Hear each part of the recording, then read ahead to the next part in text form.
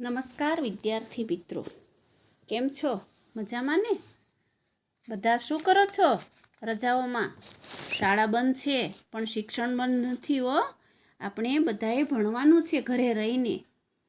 તો આજે આપણે ધોરણ 3 વિષય પર્યાવરણ આસપાસમાં પ્રકરણ 14 આપણો ખોરાક સમજીએ. મિત્રો, અત્યારે શિયાળાની ઋતુ ચાલી રહી છે. લીલા શાકભાજી કેટલા બધા આવે છે, બરાબર ને? ફળો પણ ખૂબ જ આવે છે. તો તમે લીલા શાકભાજી ખાઈ તાજા માજા થઈ ગયા છો ને? ચાલો પાઠની શરૂઆત કરીએ. અહીંયા 2 ચિત્ર આપેલા છે. 2 કુટુંબના ચિત્રો છે. એક વેણુનું કુટુંબ અને બીજું રાણીનું કુટુંબ. બંને કુટુંબ વચ્ચે તફાવત છે. તમારે ચિત્રો જોવાના છે, પછી કહેવાનું છે. આપેલા 2 કુટુંબના ચિત્ર જુઓ. બંને કુટુંબોમાં લોકો કેવા પ્રકારના કામ કરે છે? શું તમારું કુટુંબ પણ આ બંનેમાંથી કોઈ એક જેવું છે? જો હા, તો તમારું કુટુંબ કોના જેવું છે? તમારું કુટુંબ તેમના જેવું કેવી રીતે છે? જુઓ, વેણુના કુટુંબની વાત કરીએ તો વેણુના કુટુંબના દરેક સભ્યો સાથે રહીને હળીમળીને કામ કરે છે. સ્ત્રીઓ અને પુરુષો. તેના કુટુંબમાં એવું નથી કે આ કામ સ્ત્રીઓનું છે અને આ કામ પુરુષોનું છે. આ કામ તો ફક્ત સ્ત્રીઓ જ કરે એવું નથી. જો બંને સાથે સ્ત્રી અને પુરુષ કામ કરે છે. સ્ત્રી રસોઈ કરે છે, પુરુષ કચરો વાળે છે. સ્ત્રી અને પુરુષ સાથે જમે છે. છાપા પણ વાંચે છે સ્ત્રી અને પુરુષ. એટલે એનો અર્થ એમ થયો કે કુટુંબમાં પણ શિક્ષણનો અધિકાર સરખો મળ્યો છે સ્ત્રી અને પુરુષ બંનેને. છાપા વાંચે છે, બાળક સાયકલ ફેરવે છે. બધા પોતાનું કામ કરે છે. જ્યારે રાણીનું કુટુંબ તદ્દન અલગ છે. તે કુટુંબમાં એક બહેન રસોઈ કરે છે. બહેન બીજા ચિત્રમાં પીરસે છે. પુરુષો જમે છે. સ્ત્રીઓ સાથે જમતી નથી, પાછળથી કદાચ જમતી હશે. પછી નીચે ચિત્રમાં પુરુષ છાપું વાંચે છે અને સ્ત્રીઓ કામ કરે છે. તો આ રાણીનું કુટુંબ થયું. તમને કેવું કુટુંબ ગમે? બરાબર, તમારે કહેવાનું છે. આગળ હવે લઈએ કે આ કુટુંબમાં, રાણીના કુટુંબમાં સ્ત્રીઓ જ કામ કરે છે. વિચારો અને લખો. તમારા કુટુંબના બધા સભ્યો સાથે જમે છે? જો ના, તો કેમ? તમે રસોઈ કામમાં કઈ કઈ મદદ કરો છો? કુટુંબમાં રસોઈ કામમાં કોણ કોણ મદદ કરતું નથી? કેમ? હવે પૂછો અને લખો. અહીં કેટલાક કામ જણાવેલા છે.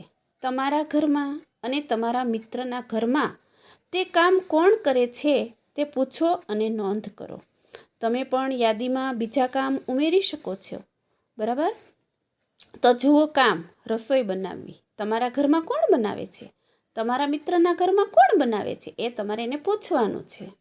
બજારમાંથી વસ્તુઓ લાવવી. જેમ કે તમારા ઘરમાં મોટો ભાઈ લાવતો હોય, પપ્પા લાવતા હોય, દાદા લાવતા હોય, તો તમારા મિત્રના ઘરમાં કોણ લાવે છે તે પૂછો. કચરો વાળવો, વાસણો સાફ કરવા, પાણી ભરવું, કપડાં ધોવા, પથારી પાથરવી, પૂજાના ફૂલો ભેગા કરવા, વગેરે વગેરે જેવા કામ તમારા ઘરમાં કોણ કરે છે તે તમારે અહીંયા નીચે લખવાનું છે. તમારા મિત્રના ઘરમાં પણ કોણ કામ કરે છે તે લખવાનું છે. હવે મિત્રો, આપણે ખાઈએ છીએ તે ખોરાક ક્યાંથી આવે છે? નીચે કેટલીક વાનગીઓના નામ આપ્યા છે. થોડા વધારે નામ યાદીમાં ઉમેરો. જે વસ્તુ છોડ, વૃક્ષ અને વનસ્પતિમાંથી મળે છે ત્યાં લીલા કલરનું કરો. જે વસ્તુ પ્રાણીઓમાંથી મળે છે ત્યાં લાલ કલર કરો. ચાલો ભાઈ, મધ. બરાબર? શેમાંથી મળે છે ત્યાં લીલું કરવાનું છે. અને વૃક્ષ, છોડ, વનસ્પતિમાંથી મળે ત્યાં લીલો કલર કરવાનો છે રાઉન્ડમાં. અને પ્રાણીમાંથી મળતું હોય ત્યાં લાલ. હળદર શેમાંથી મળે? કયો કલર આવશે? લીલો.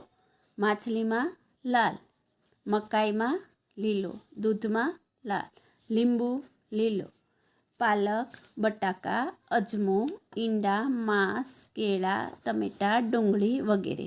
તો તમે બરાબર સૂચના સમજી ગયા છો ને? બરાબર ફરીથી વાંચજો પાછી આ સૂચના અને અહીંયા તમારે કલર કરવાનો છે. વિચારો અને લખો. તમે જ્યારે બીમાર પડો ત્યારે વનસ્પતિમાંથી બનતી દવા લો છો? જ્યારે વનસ્પતિમાંથી મળતી દવાઓ આપણને રોગ મટાડે છે. ઈજા થાય ત્યારે, તમને ઈજા થઈ હોય તો તમે શું કરો? પેટમાં દુખાવો હોય ત્યારે ઈજા થાય, લોહી નીકળે તો હળદર તમારા મમ્મી તરત જ લગાવી દેશે, બરાબર ને? પછી પેટમાં દુખાવો થતો હોય ત્યારે અજમા ચાવી જાઓ છો ને વાટીને. શરદી અને ઉધરસ હોય ત્યારે તુલસીના પાનનો રસ, અરડુસીનો રસ, બરાબર એ લ્યો છો. દાંતમાં દુખાવો થતો હોય ત્યારે લવિંગ લગાડો છો, બરાબર? તો તમારે આપણી નજીકના પર્યાવરણમાંથી વનસ્પતિ જે છે એ ઘણી બધી આપણે દવાના ઉપયોગમાં લઈએ છીએ, બરાબર? આગળ હવે દરેક ટોપલા માટે સાચી વસ્તુ પસંદ કરો અને જોડવા માટે રેખા દોરો. જો ભાઈ 4 ટોપલા છે, ફૂલોનો એક છે, એક પાન એટલે પર્ણનો છે, પછી છોડના બીજા ભાગનો છે અને ફળોનો છે.